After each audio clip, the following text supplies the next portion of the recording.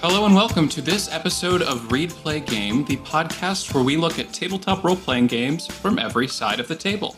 I am the rules lawyer, and I will also be playing this week. I'm Emma Skaggs, and I will be playing this week. I'm Anish Pinamaraju, and I'll be playing with your heart this week.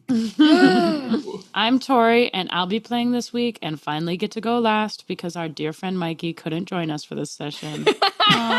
For people tuning in for the first time, this is the first of three parts that make up the structure of the podcast, the read portion. We won't just be reading, though. We'll be walking through the character creation process of an RPG that we've selected for this week, talking through the rules as we go. This will be followed by later episodes where we play through a brief game using these characters, then reflect on the system. Feel free to listen to whichever of these interest you, and feel free to skip whichever ones don't. Today we're going to be looking at Eyes on the Prize, a game by Ira Prince Weiss. That's about fake marriage. Very excited to get fake married. Yes, it is the subtitle is A Fake Marriage Role-Playing Game. Yes, I was super excited to pick this game myself because I love tropes and leaning into them. And one of my favorite tropes is two people who may or may not hate each other pretending to still like each other. And maybe something else happens after that. Well, it's interesting because I feel like Varun kind of had that start. And then it kind of left Varun in the dust. So this one is like, you'll get to flesh out that trope a little more. Yeah. So it's exciting. I just love it. It's one of the best tropes in my What kind of opinion. media, like, obviously what comes to mind is, well, I guess I was about to say Parent Trap, but that's kind of the opposite. Spy X Family is a good recent example in my brain. That's one of the best examples. I feel like more often I honestly see it in fan fiction than in It's fiction AO3 fiction. Oh. bait for sure. But it's so good. so good. An example that the Court of series has that. The Court of like the Thorn books? and the books. It seems like this draws possible inspiration from that a lot, right? Or am I in this? I think it's just general. Yeah, I think if it draws from any aesthetic, I would imagine it's probably, that draws from the book series, but a Court of Fae and Flowers. What I know about this book, it's very heavily Regency era influenced, like high courts, nobles. It's very Bridgerton. Yeah, that's the first season of Bridgerton is fake dating. Oh, really? I only skipped to the second fake. season. I forgot they fake date in the first season of Bridgerton. Oh, okay. Yes. Well, yeah, that should be your kind of cornerstone for this game. And before recording, someone mentioned, like, I feel the most well-known trope I had probably had any familiarity with is the, like, we booked a hotel room, but there's only one bed. What are we gonna do? That also That's happens mentioned in in the this Court book. of Is it really? Okay. That's mentioned in the rules. Yeah, as like an example. Obviously, I know that. because you read. But that's what we're here to brought it do. I love how it opens, specifically because it is, very heavily Regency. It starts with, it is a truth universally acknowledged that a single troublemaker in possession of an absurd problem with no reasonable or realistic solutions must be in want of a made-up wife.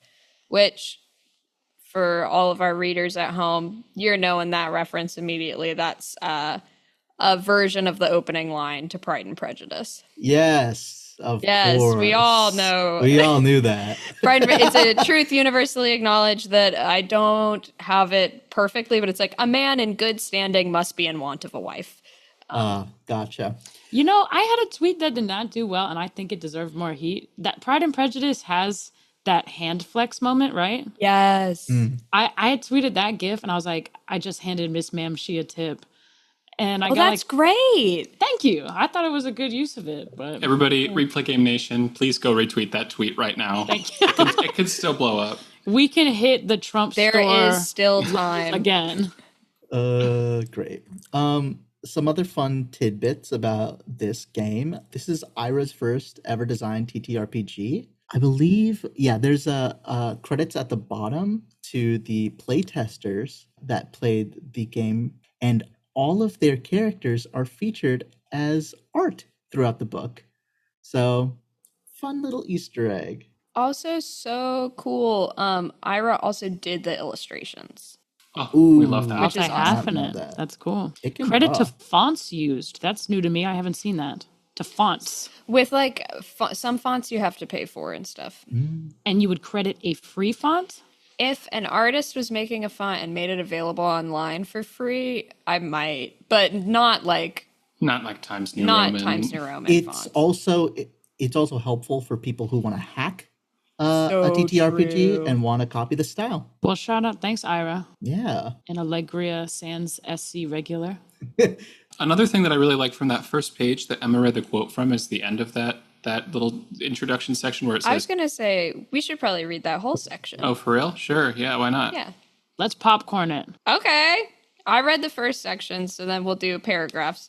I'll start again. It is a truth universally acknowledged that a single troublemaker in possession of an absurd problem with no reasonable or realistic solutions must be in want of a made-up wife. In Eyes on the Prize, you are troublemakers. Maybe you don't think you are. Maybe, to you, your most unfortunate and ludicrous circumstances are no fault of your own, and it is only an additional misfortune that you've been driven to such lengths. But the fact of the matter is that when all is said and done, you need to get your situation upended so badly that you've ended up fake married about it. So it goes. Unfortunately for you, there's nothing more appealing to the rumor mongers and scandal hobbyists of court society than an unusual marriage. If the two of you want to have a chance to meet your goals, you'll have to play your parts, and you'll have to play them immaculately. Get your shit done, don't get caught, and absolutely, positively do not fall in love for real. That would be so fucking embarrassing. Who's going to fall in love? So in order Not to me. play this game, you'll need Not a me. couple things. You'll need in order to play this game, you'll need a couple get it. couples or one couple. It's a game that is for 2 or 4 players, not 2 to 4 players, because you will need 1 or 2 pairs to play the couples. Interestingly enough, though, on the itch.io page, Ira made an additional post regarding rules that you could introduce for poly relationships, which is Slay. interesting. Yeah, that's so To interesting. read up on that, because it changes the math of the game completely. Yeah. Yeah. I feel like, is this one of the, because this was made in 2022, is this one of the most recently made games we've played on here? The Barbie RPG was made in 2023. Fair enough. All right. I feel like I'm just learning so much about, like, what's changed and like what's good practice now, especially Almost in terms like of a like the history. fonts and Yeah. I don't know. It's just like, oh, that is a good idea. Like, And like the development of like safety tools too. Like this has a section Yep. on safety tools. Safety tools very much have developed a lot and reference each other a lot. It's very interesting. go. Continuing with what we will need. We have you'll also need 1 eight-sided die per player, a standard deck of playing cards, jokers removed, many small tokens, which can be anything. It lists coins, buttons, scraps of paper, like Magic the Gathering rules. A printed play sheet and printed marital trial cards, or a sheet of paper and something to write with. I would say that's probably pretty useful for any game you're going to play no matter what. So also a stopwatch or timer and 1 to 3 hours of playtime, plus a little more for character creation. And then it goes into some of the safety tools, a lot of which are kinds of things we've seen before. There's, Lines and veils. yeah, you want to go into... I just think it's fun that, like Tori was saying, you see what becomes common practice, and this game just directly references lines and veils as a safety tool that was, designed before this game was made. It's just like, that is the vocabulary a lot of the time. So, and then also at the end of the safety section, there's a bunch of listed additional tools that you can use. Just a link to the TTRPG safety toolkit Google Drive, which has a lot more tools, so you can pick and choose your favorite ones because there's probably a billion out there. Woohoo! We talked a little bit about lines and veils before we got on the recording, since it can sometimes be awkward. There might be some pauses while we're playing as we kind of negotiate that, because I have only played a heavy, like, let's call it what it is, a horny game one time before, like a actual, like, it's in the rules that horniness is part of it. Oh, Monster so we'll Hearts. see how it goes. Monster Hearts, yeah. Yeah, and this book can be horny. They're like prompts, like we were talking about, where like, oh, your character might get turned on, Because it's very season 1 Bridgerton, and they fuck. Yeah. And we're all very excited about that. We're just going to see where exactly we want scenes to fade to black as we go through it. Yes, and our agreed upon way of communicating if we're ready for something to either stop being as detailed as it is or just to change subjects is my pearls. My pearls, as in clutching my pearls.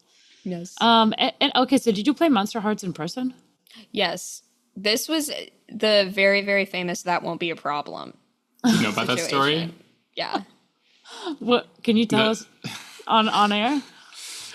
So Emma invited me to play as a guest at a game that you had been. How had you played? Like We once had or twice played like before? 2 sessions so It was far. Emma and a friend and some other friends, and I came in. A likely place for them to be. Yes. I came in and joined the game, and they walked me through making a character. I made a character named Alvin Nutman, who I believe was a vampire. Yes. And the DM said to me, This was a very queer group. Yes. The DM said, we're all gay here. You have to play a gay character. and I went, that won't be a problem. And everyone went, oh, nice. And like, whatever. This was back when I identified as a straight man. And so I was like, I've completely misled all of these people into thinking I'm a queer person and I'm in their space. But I went with it. You've rectified that situation. It wasn't a problem after all. It wasn't a problem. Anyway, the safety tools. The safety tools are extremely important here. Are you saying cut that? No, I was saying I was saying nothing wrong with being straight, but not saying it out loud. Actually, there is validity to being like, it is okay to be straight. Yeah. You heard it okay here. To be straight. This is the second time we've said this on this podcast, at least, and we'll say it again. I don't think so. I feel like I'd remember. Okay. Anyway, my point in asking if it was in person is if it's a game that involves like, tension and flirting or whatever the extent is, like for that to be in person versus, of course, we're playing on Zoom, that'll be a different experience. So I'm curious to see what that's like.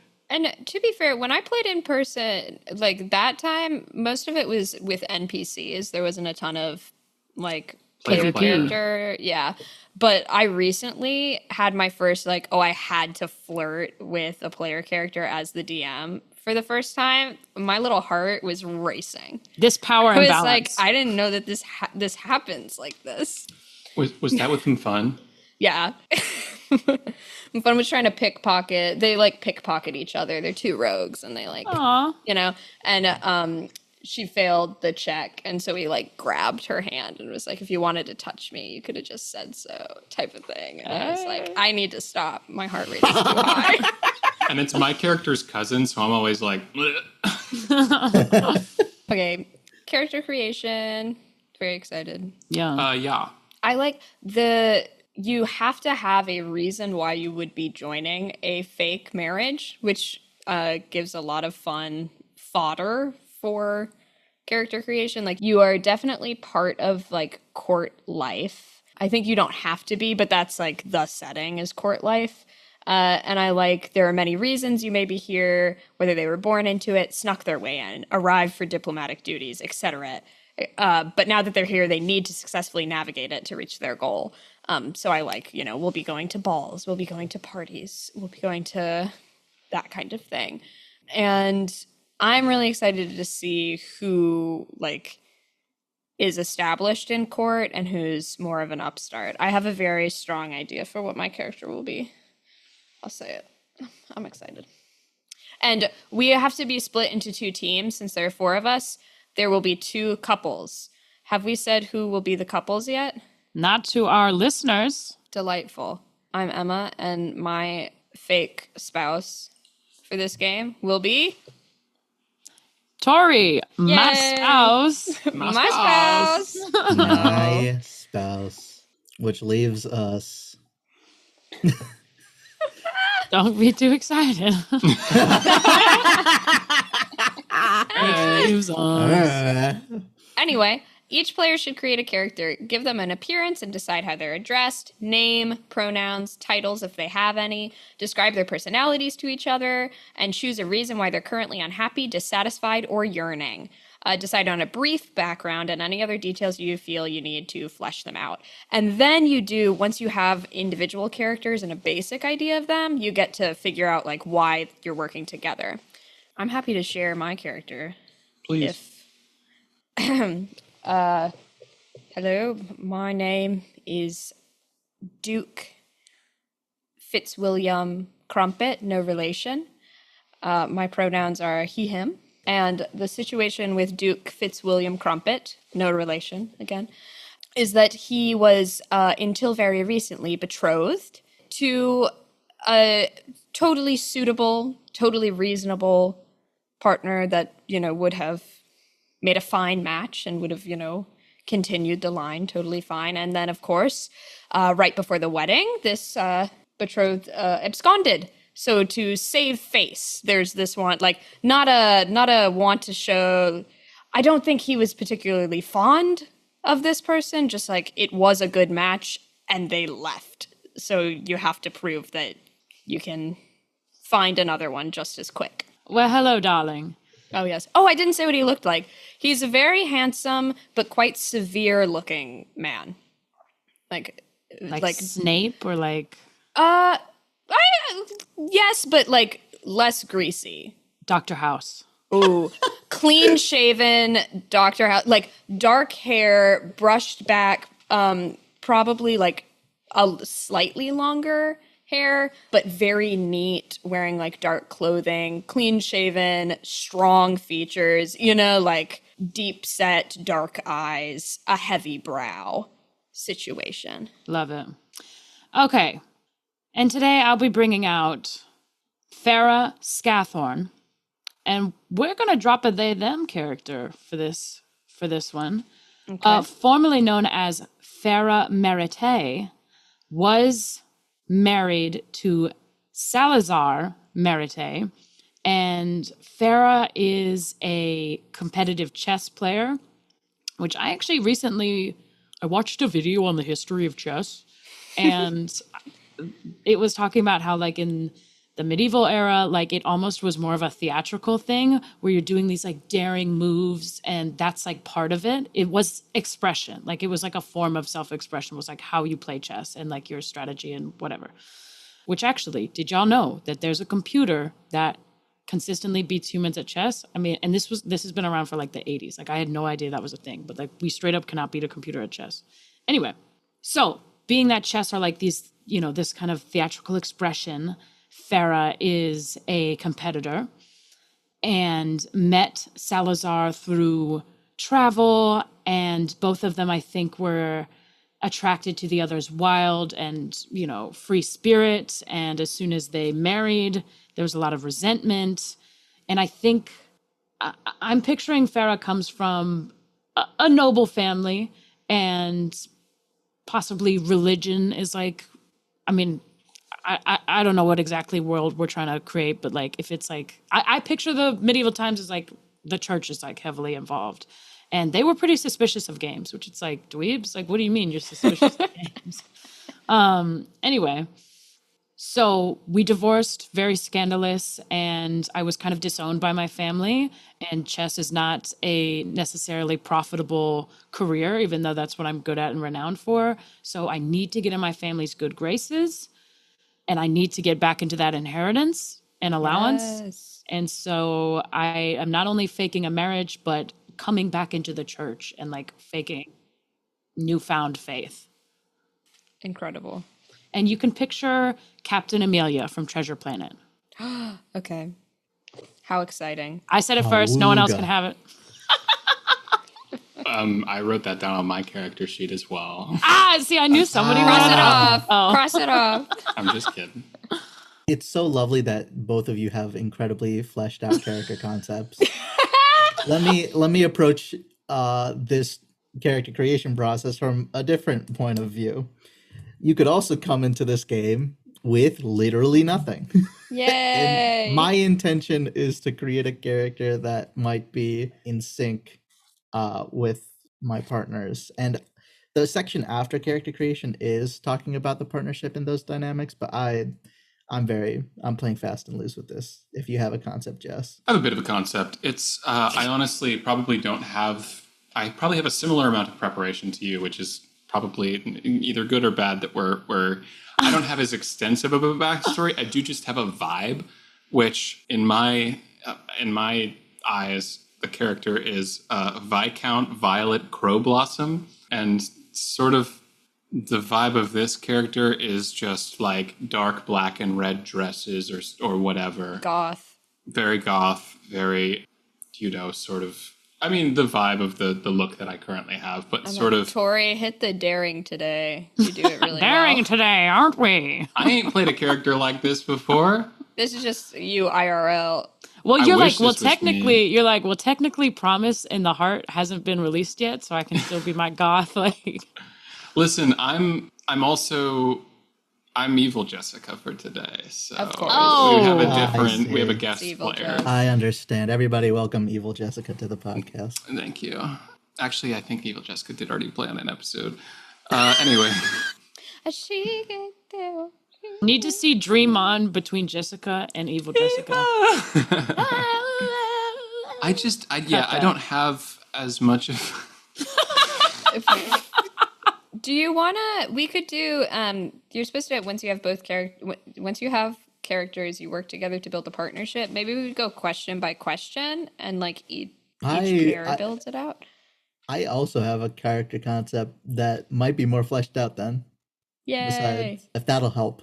My character's name is Mira Meta, but I guess it's Mira Crowblossom because I am perky, cheery, and peppy to those who I love and to those who cross me or anger me. I am a very tiny bundle of rage. Aw. I'm think Sabrina Carpenter with like A knife. a bob cut. Cool. Blonde? Yeah, blonde. You blonde? Oh, I am blonde today. Maybe dirty blonde. I imagined like short haircut that like somebody cut for her, and she wants it even shorter.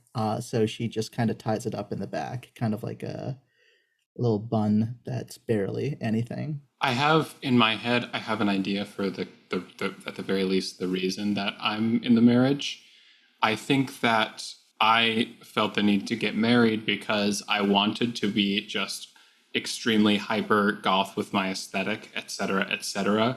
But my parents were not letting that happen because it wasn't considered as like, while I was out in the courting phase, they wanted me to be dressed more traditionally in like, very much more suitable things for, and I also envision this character, I would say using they them pronouns and more of a gender fluid character. So not only just like wearing all sorts of clothes, so like from dresses to suits to whatever the fuck, but all intention, like anything that they would choose would be more gothic or like more on that side, but like their parents are not letting them wear that shit in the courting phase, and so like they just wanted to get it over as quickly as possible, and like because they knew as soon as they were in a marriage they would be able to dress however they wanted, and now they just go kind of extreme onto it because they don't gaff.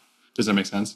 yes. I think that's perfect. I think Mira's reason for getting married is I don't think Mira comes for money, but she is extremely business savvy, and she has acquired land assets slowly but surely, businesses, and despite managing them all herself, when she gets to a certain level of meetings with higher up individuals, they do not respect her authority because of her name.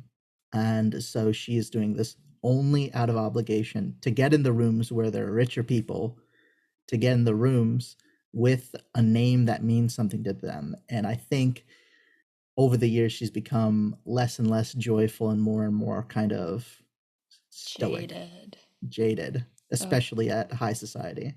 Damn. I love that. That's We great. live in a high society. We I wish. Okay, what questions are next? Or I would also one say thing marital discord. after you. No, after you. No, after you.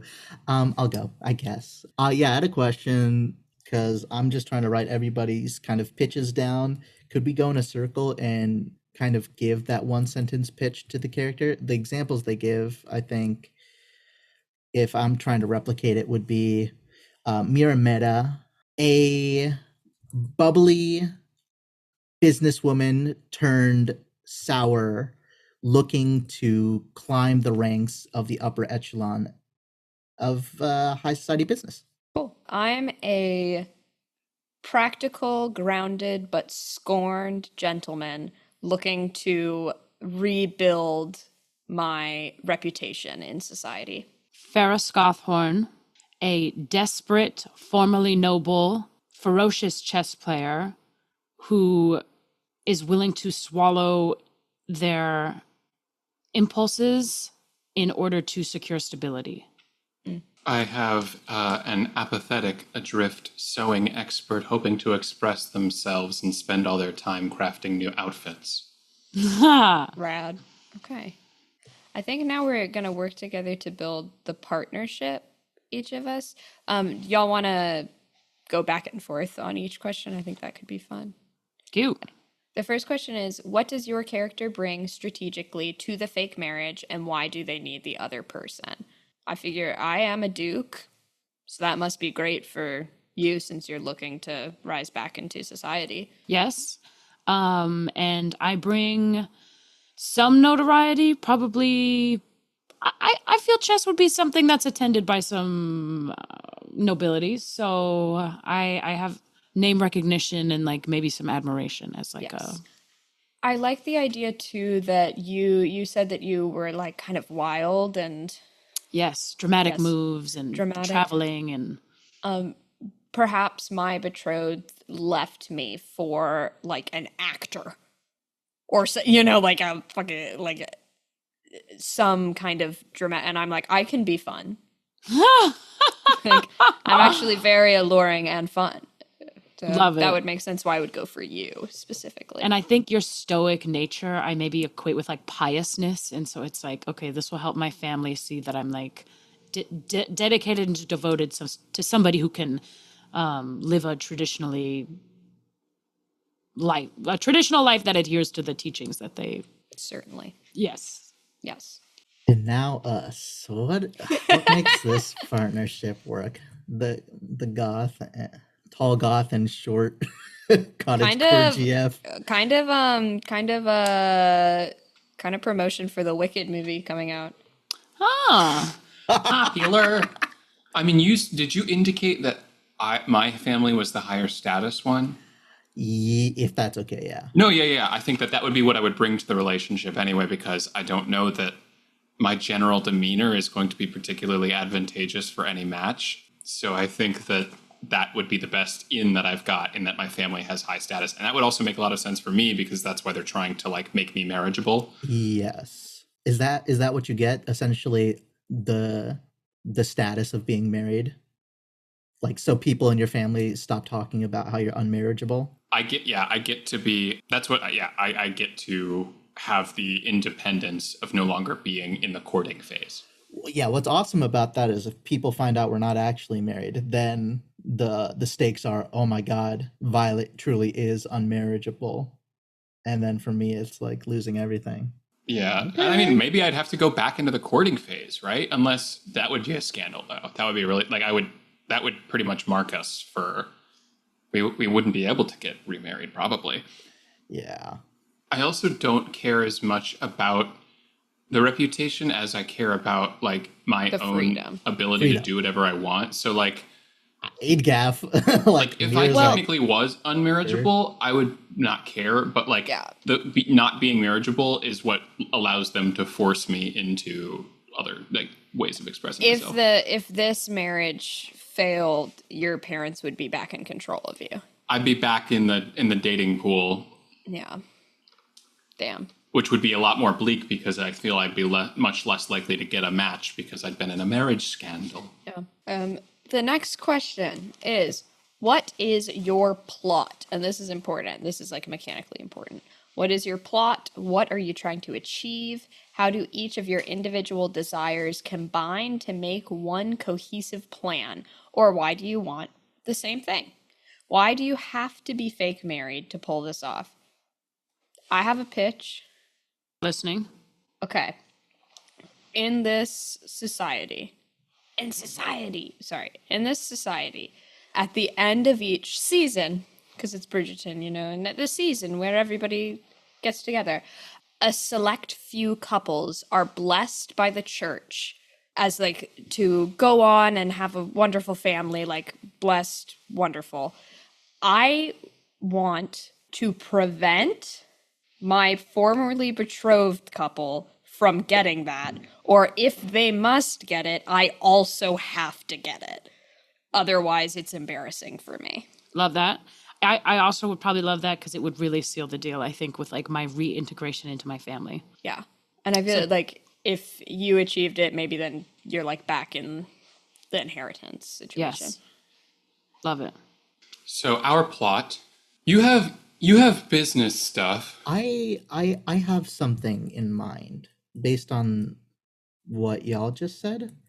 As long as we're building out this sort of sequence, if we're in this Bridgerton reality where like there's this giant event in which the winners of the event per se essentially get recognition by the church or some sort of like blessing in that regard, maybe it would be really fun potentially is if the other couple wanted the same thing in some regard too. That would be fun.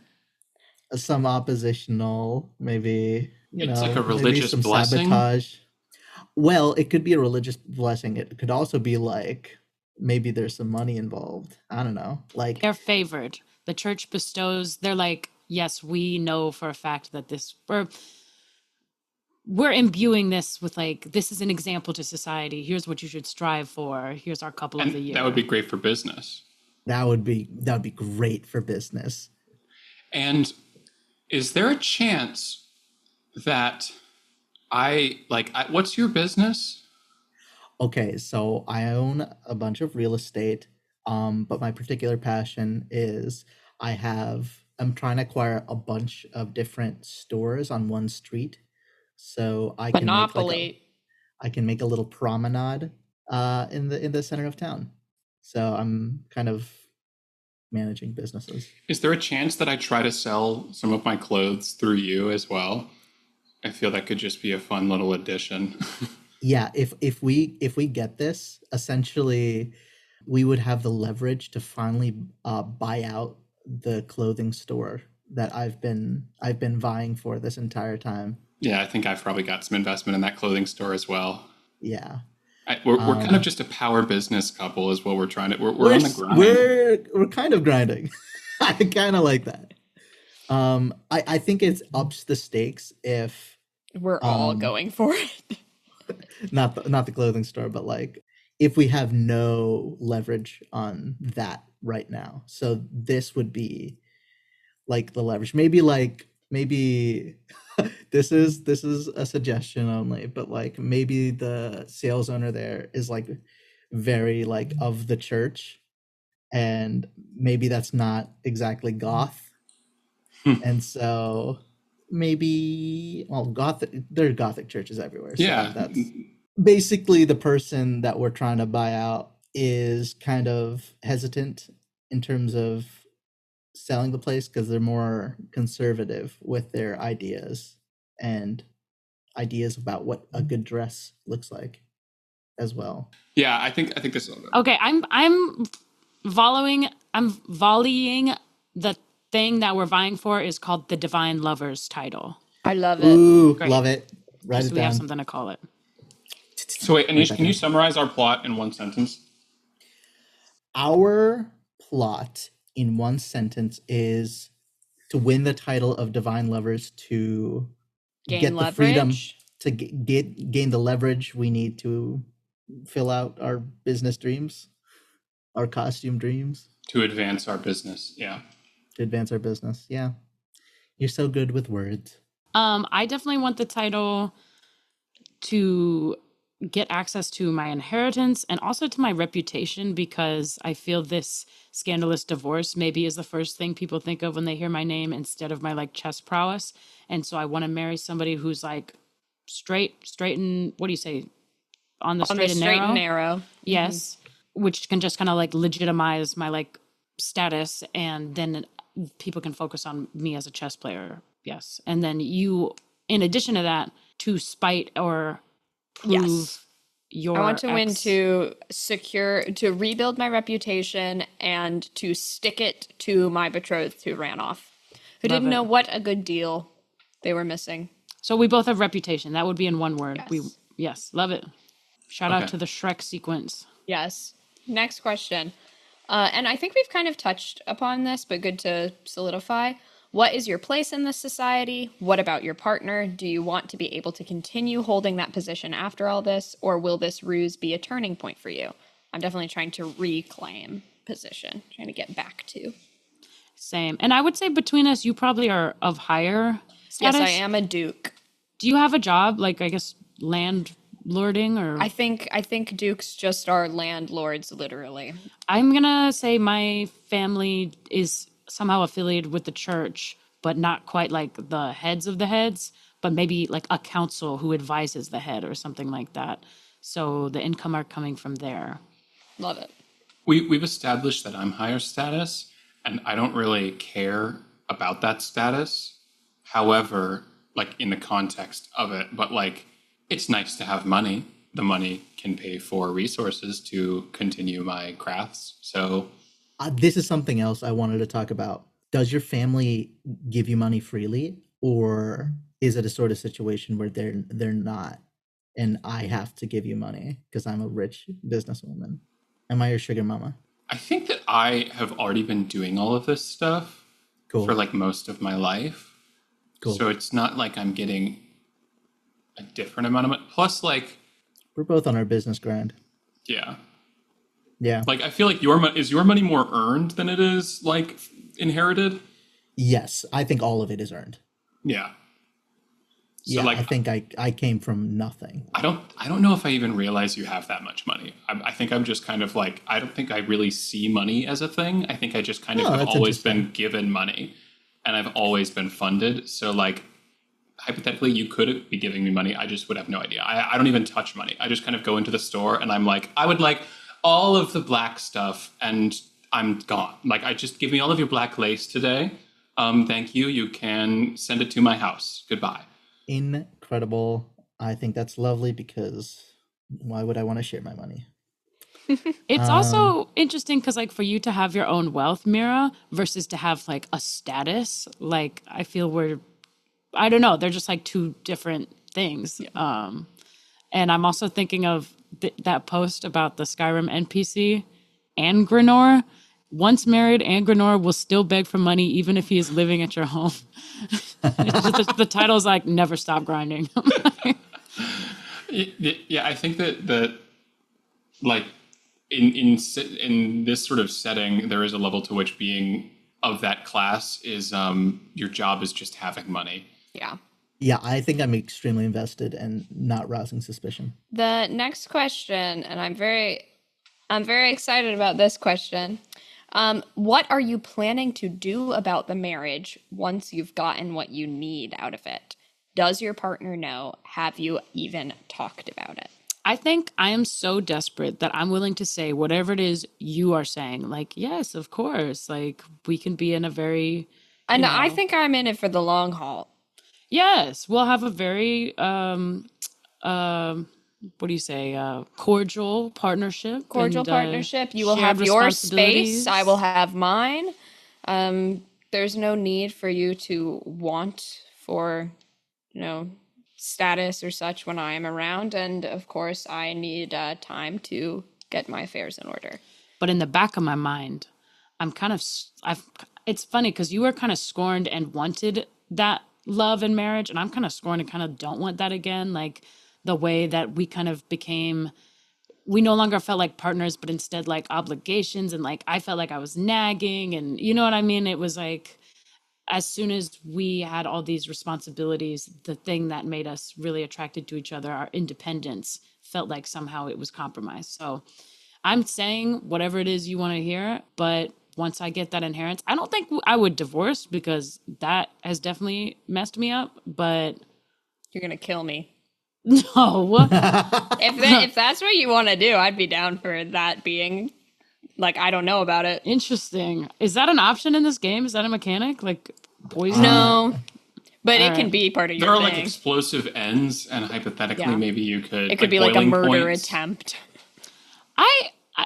I think I have a lot of reservations, but as far as you know, I am so down. Of course. And again, Unequivocally. I feel like that question also talks about the future rather than, what might be the scope of this game. Yeah. But it's good to think about the future for your character. Yeah. I can answer this question for Mira very confidently. I think the moment she feels like her name is less Crow Blossom and more Mira, like people know who she is, people respect her because she is her, I think she will be very interested in achieving her freedom from all people, including Bella. I think I'm in a similar place in that, like, I have no attachment to the marriage. This is just a great QPR. I'm gonna be real. And I think that my character, I don't even remember what pronoun I just used. Did I say she? I probably said she. You said they, I think. Oh, You Or- also mentioned fluidity. mom. Yes, Yeah. true. I'll use all of them. Okay. Twitter! Well, I thought I just might have, in a second, just misgendered my own character, and I'm like, it's my brain. Like, I don't Just care. make your character have all pronouns, and then Yeah. you never misgender them. All pronouns, like in the real way, not in the way where you tell a bunch of like cis people all pronouns and they just use he, him for you. Like all Right. pronouns in like Spice Anyway. it up. anyway. What the fuck was I saying? You're I not just- invested in yeah. marriage. As soon as this shit drops, or like as soon as people aren't looking at us anymore, I'm out. Like I'm done. I'm not even like I'm gonna actively pursue leaving it. I'm just kind of gonna go fuck off, like, and be in my room and do my own shit. It's like I'm not gonna. There's performative stuff about being a couple in public, and it's like once that's not a pressure, I'm like not even gonna really bother. Does that make sense? Yeah, it makes perfect sense. So I feel we're in similar places there. All right, what are the stakes, Tori and Emma? What are the stakes? What happens if you fail? What happens if you succeed? What happens if you fall in love? I am not concerned about falling in love. I don't think I've ever felt very close to anyone. If we fell in, that is so beyond the realm of possibility for me. But I do think that we will be married forever. That is my goal. You didn't love who left you at the altar? It just was more of like a No, it disgrace was- to your... It was embarrassing that she would go pursue love over a reasonable situation with me. Didn't she pursue an actor? Yes. Yeah. That's more embarrassing for her, honestly. So it's like I can provide stability. Ridiculous of her to snub that. Would you say duty and obligation are important to Duke Fitzwilliam Crumpet? No Absolutely. relation? Absolutely. Who is the relation to? Is that just funny? What? Your name no is relation. Duke Fitzwilliam Crumpet. No relation. Crumpet. No relation to the food, the crumpet that was invented by the other family, the Crumpets. My family, we're just dukes and duchesses. And I imagine if somebody like makes a joke to you about it, you're just like deadpan, like That's not No. that's not my family. That's the other Crumpets. Yes. people come over to your house like disappointed there's not cookies. We prefer an English muffin.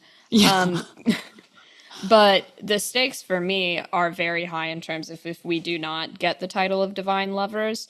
In particular, if my old betrothed gets it, shame. Incredible shame. Horrendous. Yes. Makes sense. I think the stakes are pretty high for me as well. I think after the divorce and the disowning, I maybe had gone on a bit of a rampage, lots of gambling, placing bets on my abilities, a lot of drinking. What were they doing back then? Lithium. And kind of depleted all my funds. And now reality has kind of hit me that if I want to be able to follow these whims, I have to kind of play the game a little bit. So I'm almost looking at it like a chessboard. And this is I'm in checkmate right now. I need to do something, or life as I know it is no longer feasible.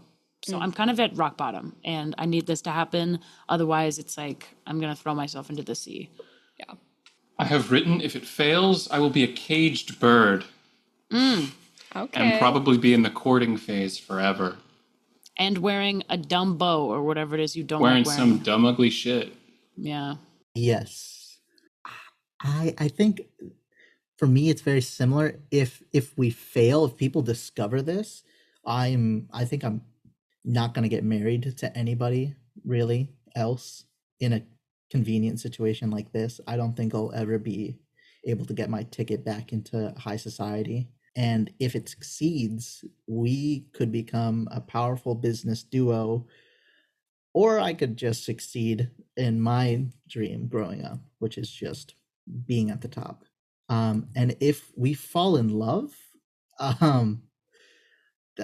I don't see how that could happen. But I mean, if I think about it for a little bit, it wouldn't be the worst. I have written, I will be free, if I succeed, I will be free to dominate society as the most stylish. And falling in love is impossible. No one exists besides me. Love it. I think I feel like most of us are in, I don't know. I'm worried about if I fall in love that I will not be able to perform my duties. You know, like I'm worried that it will cloud my judgment and that I will fail as a duke if I Like, what fall would in love actually do? Yeah. If I fall in love, I run the risk of losing touch with myself. Because that happened before. Yeah. And it feels like you can either choose one or the other. There's not room in my life for two passions. I'm a very passionate person.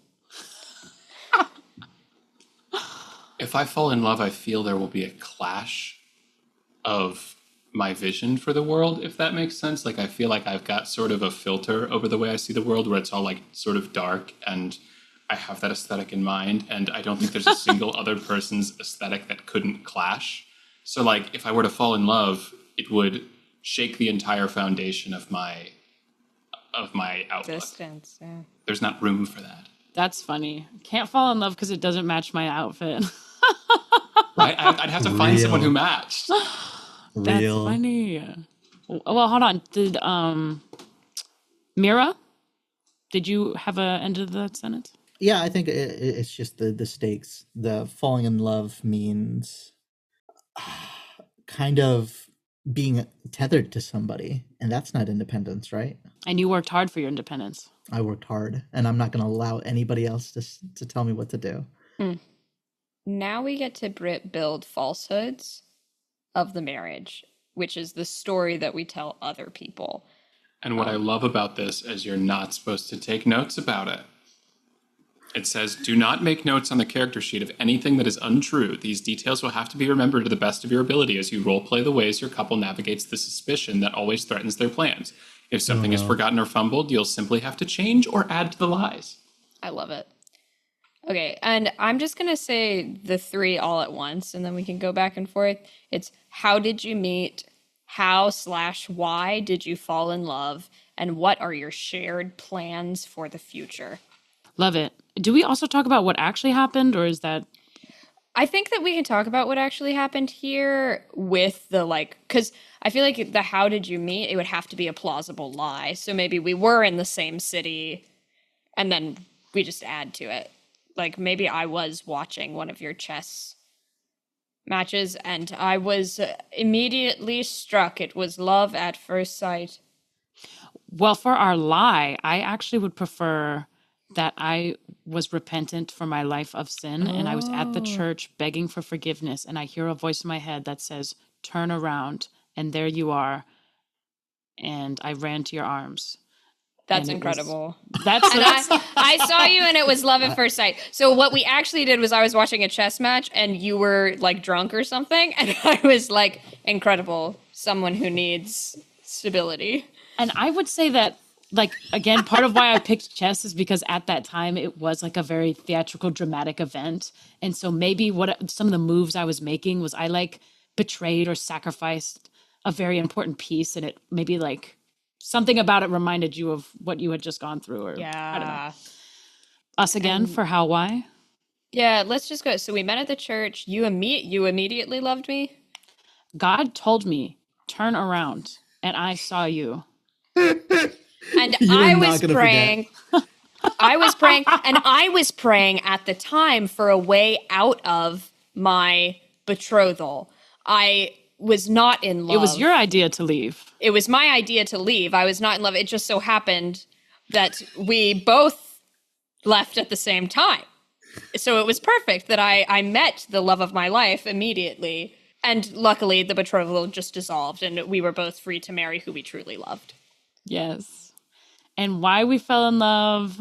I love how dedicated you are to your responsibilities, and you've helped me find the joy that is daily tasks over the exciting highs and lows of a dangerous lifestyle of passion and strategy. The stories that they can tell too. Never a dull moment, not because any current actions, but because of, a rich past is something We know so better beautiful. now. Yes. We teach each other. Yes. We're Yes. listening, we're learning, we're sitting our white asses down. Powdered. And what are our shared plans for the future? Children, of course, Of course. and Many. raised in the church. A quiver full of children. Yes. Bring it on the word. I don't remember any more. Okay. We met at the church. God Yes. told you. Yes. And I was praying for a way out of my betrothal. We fell in love because we fit so perfectly. You tell wonderful stories, and I keep you grounded. Yes. And we are going to live happily ever after and have a huge family. Yes. Cool. I'm with it. Okay. I'm not writing anything down. Me neither. All right. I feel in reality, we probably met at that clothing store we talked about. I feel like maybe I had an armful of stuff and we like bumped into each other or something like that. I don't know how we romanticized that, but maybe I I bumped into you. I went, oh my, like what the, get out of my way. And then like As genuinely if, like, what really happened? yeah. Like, get out of my way. And then maybe we got in an argument. Yeah. I think I was like, it started out as like a, I'll go this way, I'll go and then we like bumped into each other and then we started yelling. Yeah, so initially it was a sort of meet cute happen is what we tell people, but it was actually an argument. Yeah. Like, May I oh, see she the just- proprietor of this establishment? I am the proprietor of this establishment.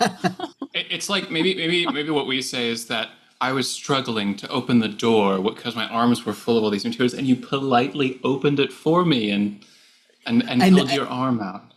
And with all the correct mannerisms of somebody from high society. That's very important to the narrative. Pinky you up. cannot leave that out. You cannot leave that out. All right? You cannot leave that out.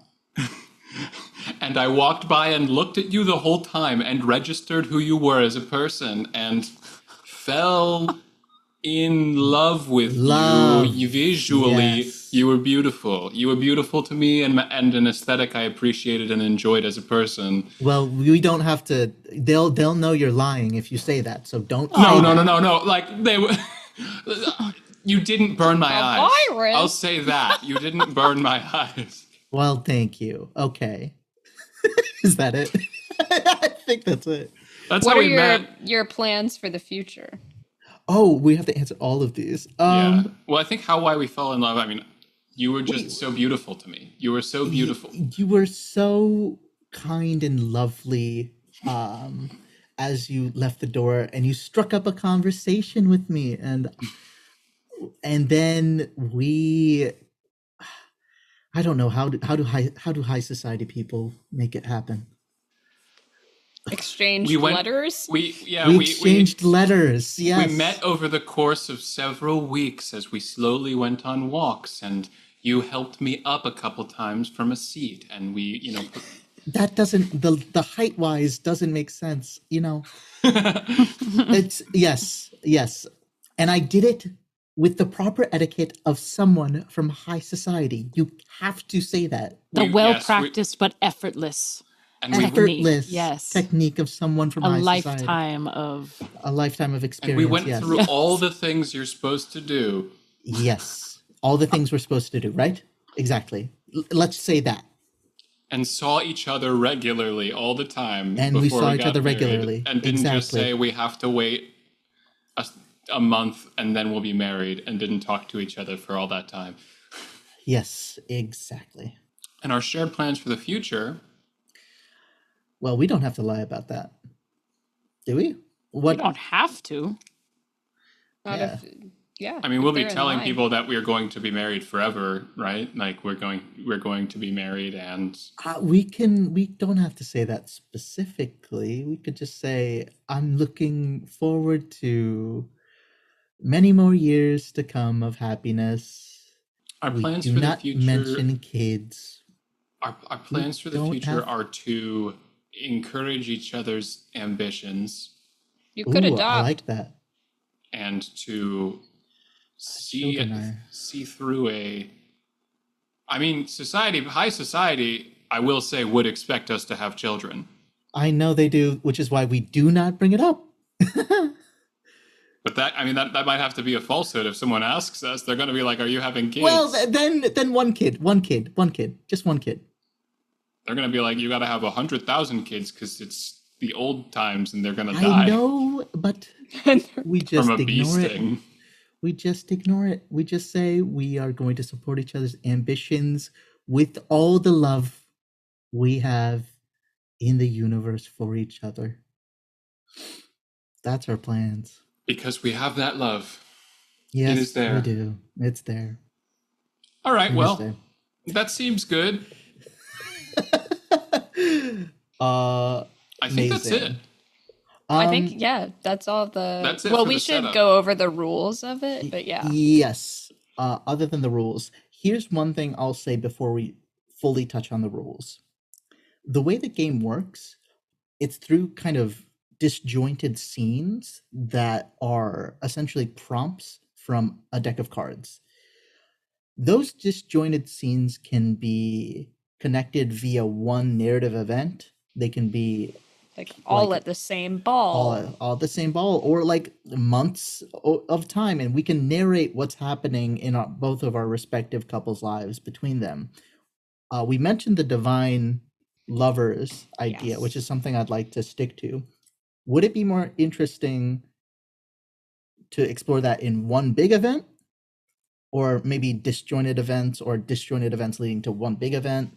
I'm interested in like like going to all of the social gatherings leading up to this big event at the end. Not necessarily that we have to play all of them, but like our Yeah. debut in town, and then the rich people's Ooh. ball, hardship. and then a tea party, and then Yeah, maybe it's like the NFL, a series of games leading to the Super Bowl, yes, except they're balls. the Super Balls. The Super So- Bowl. Ah, So essentially what happens in this game is you're going to draw cards from a deck. We're going to alternate. Leave it all on the courtship. Whoa. Okay. okay, wait, jotting these down for our publicity. Okay. Can I describe this section? Because I actually really love this game. Okay. Wait, I'm sorry. I had an idea for our backstory. Should I save it? Are part of these cards backstory cards? No, if you want to say it, say it. Yeah, you now. should say it Okay, now. this would definitely change the story we have, but what if that night that we met, I was like, oh, yeah, why don't you buy me a drink about it? And maybe we got a little, and maybe we hooked up. And so now it's also like, if we don't marry, Holy shit! Holy shit! is that would that throw too much of a wrench? I'm down for it. I'm Okay. totally down for it. And then we were like, never again, right? We can't. I was like, we can't do. I think it was probably the only time that I have let loose in my life. Love it. And I was like, fantastic. We are getting married. Maybe at first I thought it was going to be a short term thing. And now I'm like, we will be married. Fantastic. I have plenty of rooms. You can pick from any one of them. And would be- I'll say we like spent that night drinking and exchanging secrets and coming up with this like, well, what if we did this plan? And so but maybe we haven't seen each other since. And so this Oh one my of that gosh. the Yeah, next scenario we act up like we haven't seen each other in a couple weeks. that's Since crazy. devising this plan. Okay. I had that on the tip of my tongue and I was like, I kind of want to throw it out there. I'm ready to transition to the next part of the rule book.